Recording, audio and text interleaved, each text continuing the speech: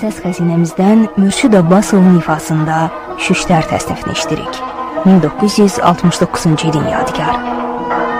Olaram dərdə həmdə, sən qəmli görəndə. Olaram dərdə həmdə, sən qəmli görəndə. Ürəyimi üzərkəm, sən qəmli görəndə. Ürəyimi üzərkəm, sən qəmli görəndə. Azərbaycan mövzusu. Mənə dünyadan olar, səni qəmli görəndə. Oralar, qaralar, işim ahır, zar olar. Mənə dünyadan olar, səni qəmli görəndə.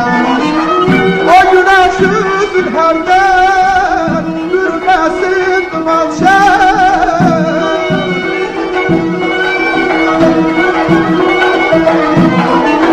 O günəş üzül hərdən, saçlarıma düşərdən, sən qəmli görəndə. Saçlarıma düşərdən, sən qəmli görəndə. Boran olar, qar olar, işim ahır, zar olar. Mənə dünyadar olar, sən qəmli görəndə.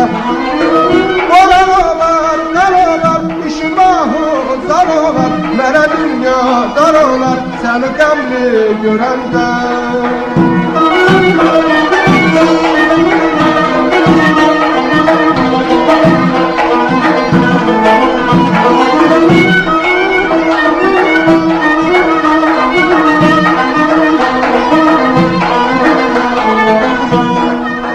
Axar sular dayanar, dağlar qara boyanar. Axar sular dayanar, dağlar qara boyanar. Aşıq odlar ayanar, sən qəmli görəndə. Aşıq odlar ayanar, sən qəmli görəndə. Oralar, qaralar, işim ahır, zar olar. Mənə dünyadar olar, sən qəmli görəndə.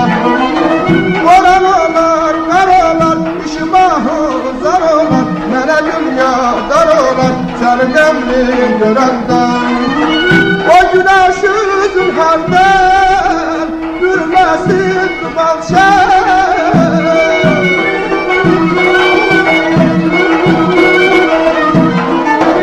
O günəş üzül hərdən, yürməsin duman şər. Saçlarıma düşərdən, sən qəmli görəndə. Saçlarıma düşərdən, sən qəmli görəndə. Qaralar, qaralar, işim ahır, zar olar. Mənə dünyadar olar, səni qəmli görəndə. Qaralar, qaralar, işim ahır, zar olar. Mənə dünyadar olar, səni qəmli görəndə.